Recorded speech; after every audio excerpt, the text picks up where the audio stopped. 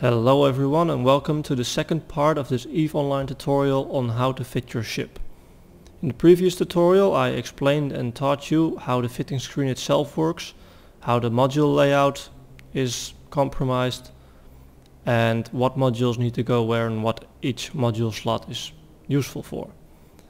In this tutorial I'm going to teach you how to actually fit your ship and make sure you avoid some of the rookie mistakes that a lot of people tend to make when they first fit out their ship. So let's get started. First thing you want to know about fitting your ship is that it, like anything else in EVE Online, it can be influenced and improved by training the relevant skills. So open up your character sheet and under the engineering tab you will find various skills that improve your fitting window directly. Well, not the window, the stats for your ship. Like I told you earlier, every ship has CPU and power grid.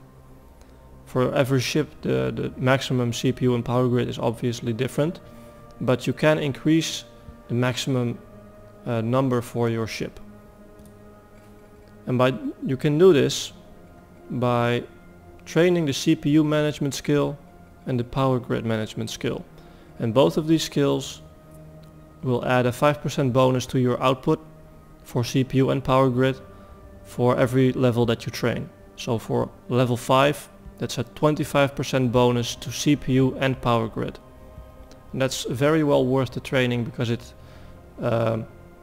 allows for some tight fits, as it is commonly known. Fits that you otherwise would not be able to, put on your ship because you don't have enough CPU or enough power grid. If you train these skills, then you will see that you can fit some more complicated fits on your ship. In addition to increasing your CPU and power grid on your ship, you can also decrease the requirements for certain modules. If you go to, let's see, find a weapon. For example, this artillery cannon. If we do show info on that, and we go to the fitting tab, you can see exactly what the fitting requirements are for that module.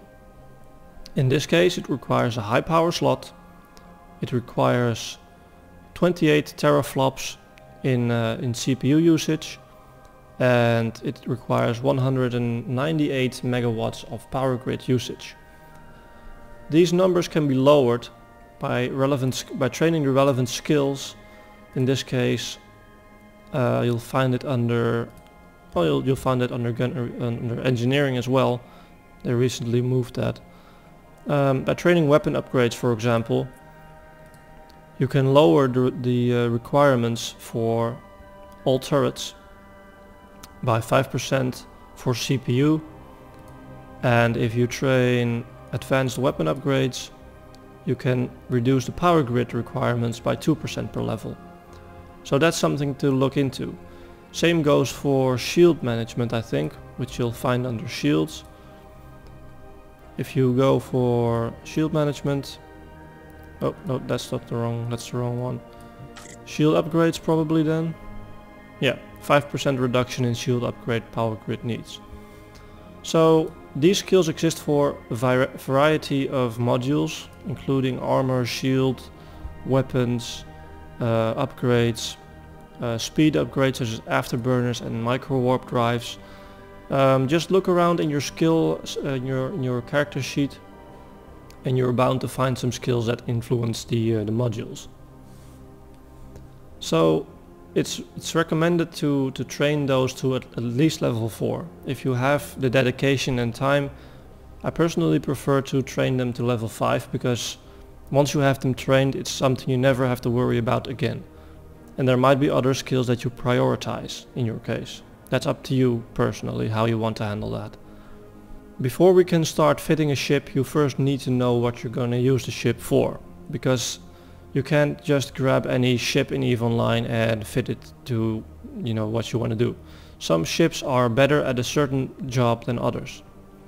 So let's say you want to start mining. You'll want a ship that has a mining bonus.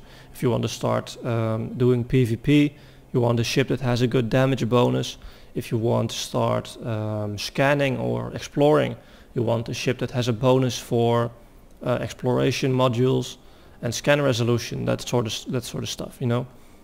So to find out what kind of bonuses a ship has, you can simply right click on the ship and show info, and in the description window it will tell you exactly what the ship has for the type of bonus. For example, this Hurricane has a bonus of 5% to medium projectile turrets on both damage and rate of fire. So obviously this ship is geared towards doing damage. While if you go to a, for example, this one, the Buzzard, I think it is, you'll see that this is a Tech 2 ship. And this ship is specifically geared towards exploration and a little bit towards being, you know, moving around quickly and unseen. It has a roll bonus for +10 in virus strength, relic and data analyzers. So if you're doing exploring and scanning and exploration sites, you'll want this ship for the extra points. It has a little bit bonus to missile damage, even though most people won't be using this ship for its damage purpose. And it has a bonus for covert ops, which means that you can be invisible while warping, which is very useful to get around low sec and stuff like that. And it has increased strength for scanning and scan probes. So this is how different ships can be geared towards different professions, and that's something to keep in mind. My advice would be to look at the market and firstly find the ship class that you want to fly, so be it a frigate, a destroyer, a cruiser, battle cruiser, whatever you can afford and are willing to lose. And then within that class find a ship that has the bonuses that you require for the job you want to do, and then of course buy the ship. Once you found a ship that you think is suitable for whatever you want to do, there are basically three steps to properly fitting your ship. First of all, you have to fit it for the role that you want to perform with it. So if you want scanning, the first thing you'll do is to fit the scanning modules that you need, because that is its primary job. If you want to do damage for PvP or PvE, the first thing you'll fit is your guns, of course.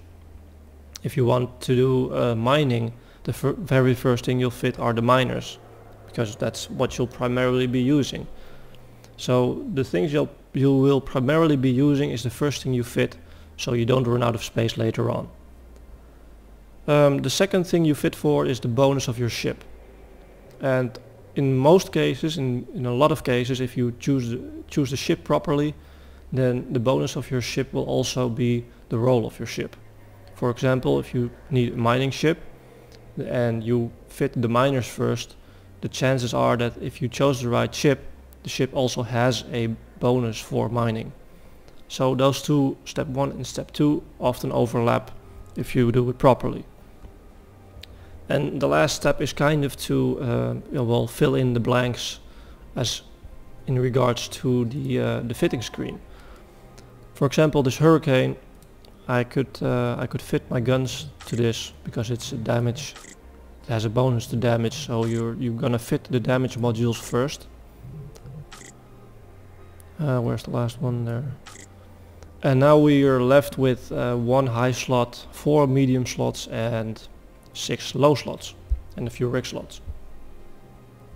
And after you fit your ship for the role and the bonus, whatever is left in CPU and power grid and in space and room, that's what you can use your you can improve your ship in other areas such as defense or extra damage modules or shield or armor.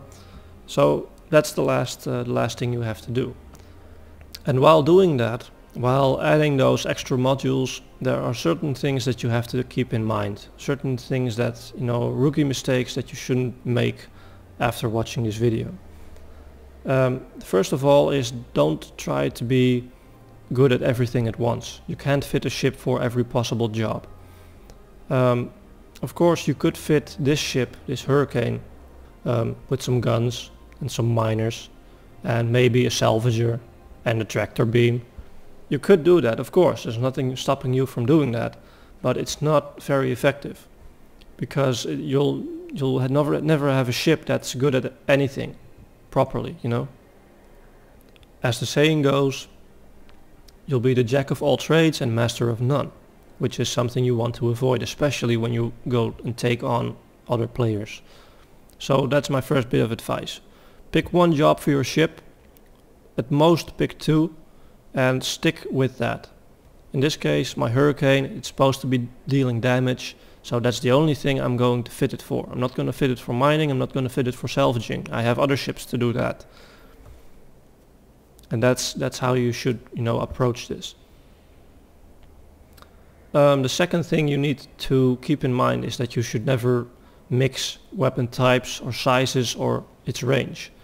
You might think that it is a good idea to have some of every weapon. For example, I could fit this hybrid weapon next to all my projectile turrets. And while this would technically work, it's not really efficient because this ship only has a bonus towards medium hybrid turrets. Medium projectile turrets, sorry. So always fit for the bonus, and that includes your weapons. Never mix the weapons, ever. And if a ship by chance has a bonus for both a turret and a missile launcher, for example, because that's the only thing that might happen, then pick one, and preferably pick the one with the most hard points. Because this, for instance, this ship also has three rocket launcher hardpoints, which I could be using, but never at the same time as my guns. Either fit the guns or fit the missiles, whatever has your preference. That's all up to you, but never at the same time. The same basically goes for tanking your shield and tanking your armor. You might think, you know, it would be a good idea, or it would be preferential to, you know, I have this ship and I need to protect it, so I'm installing this shield booster, and I'm installing some of these shield hardeners. But you know, I wanted to have something after my shield is gone, so I'm also going to fit some armor stuff, because, you know, once my shield is done, I want to get some more some armor. And this is something you should never do. And just don't let there not be any confusion about that. Fitting shield and fitting armor at the same time is something you should never do, ever. Because the reason for that is pretty obvious. If you fill in your entire medium slots with shield modules and your entire low slots with armor modules, you don't have any room left for anything that improves damage, such as this, you know, which increases the damage of my guns. Or you don't have any room for for these cap recharges, for if you want to recharge your capacitor. It's you'll do best if you stick to either shield or armor, never both at the same time. And if you want, you can of course fill your entire low slots with armor modules, or your entire medium slots with shield modules, as long as the opposite of those modules remains clear. So in this case, since we have more low slots than medium slots, this is obviously an armor ship. It's geared towards an armor tank. So we're going to take out the shield, and we have 4 medium slots and 2 of these low slots available to play around with. In extension of armor and shield, you'll notice that I left out the third one, which is your structure or your hull. You can see all your shield and your armor and your structure hit points on the right side here, and you'll notice that shields have natural resistances. The armor has natural resistance, but structure doesn't. So it really has no added value to add anything for your hull. There are modules on the market in the same type as shield and armor hardeners and boosters and stuff, but no one ever should be tanking their hull. The moment you run out of shield and armor, you should already be warping out of the situation that you're in. Never ever tank your hull.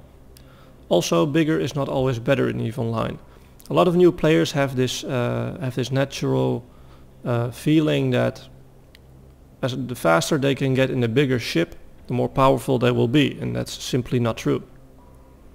There have been plenty of stories about a fleet of tiny frigates taking out a single battleship, for instance.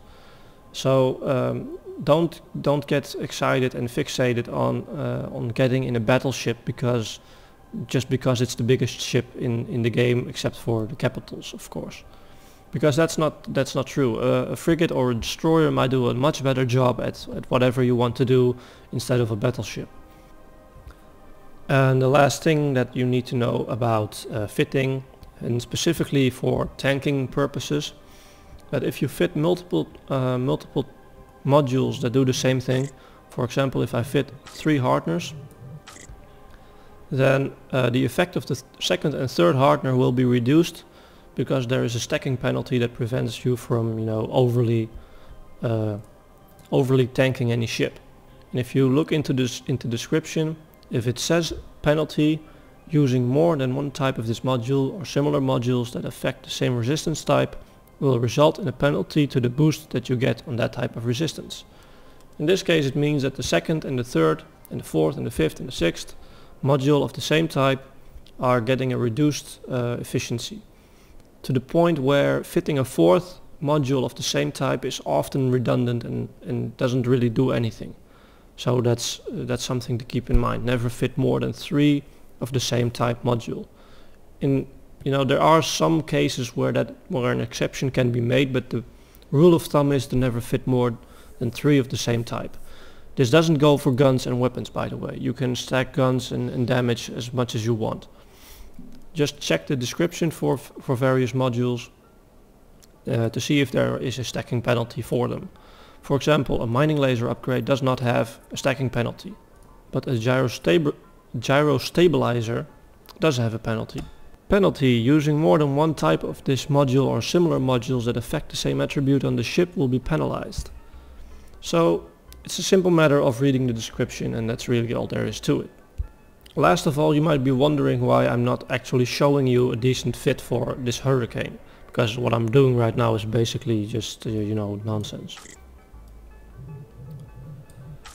And that's because in this game there are literally hundreds, if not thousands, of different modules, and in combination with a fitting screen like this, where we have several open slots, the possibilities and stuff are basically endless. You can fit a ship in so many different ways. It's not, I couldn't even begin to describe the amount of fittings that apply to just the Hurricane, let alone other ships in the game.